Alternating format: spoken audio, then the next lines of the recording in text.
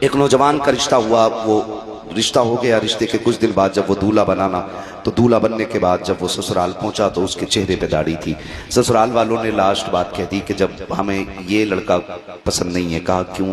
ہمیں وہی چاہیے جسے ہم دیکھ کے آئے تھے۔ باپ نے کہا وہی تو ہے نا جسے آپ نے اپنایا تھا۔ کہا یہ وہ نہیں ہے۔ کہا کیوں؟ کہا کہ اس کے چہرے پہ داڑھی نہیں تھی۔ کہا پہچانو بیٹا وہی ہے۔ کہا ہے تو وہی، لیکن ہمیں داڑھی والا لڑکا نہیں چاہیے، اس سے کہو یہ داڑھی منڈا دے ورنہ ہم بیٹی کا نکاح نہیں کریں گے۔ جب اتنی بات کہی نا تو لڑکا دیکھتا رہ گیا۔ اس نے کہا ابا جی یہ کیا کہہ رہے ہیں؟ کہا بیٹے یہ انکار کر رہے ہیں، اگر داڑھی رہے گی تو نکاح نہیں ہوگا۔ بچے نے کہا بات تیری کیا رائے ہے؟ کہا بیٹے میری عزت کا سوال ہے، داڑھی منڈا دے۔ بچے نے کہا ابا داڑھی منڈا دوں؟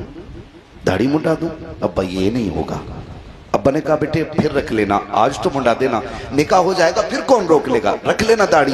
بچے نے کہا یہ نہیں ہو سکتا۔ باپ کو غصہ آیا، اس نے کہا سن تجھے ایک کام کرنا پڑے گا، یا تو تجھے داڑھی منڈانی پڑے گی یا پھر مجھ سے رشتے توڑنے پڑیں گے۔ بڑا مشکل مرحلہ تھا نوجوان بچے کے لیے، دولہا بھی بنائے، سامنے دلہن ہے، اور پھر زندگی کا آغاز بھی ہے، اور پھر باپ کی جائیداد اور ایک تنہائی کا سفر بھی ہے۔ بچے نے کہا کچھ موقع دے۔ کہا سوچ لے، جائیداد چاہیے یا پھر میری اولاد یا میرے رشتے ختم کرنے۔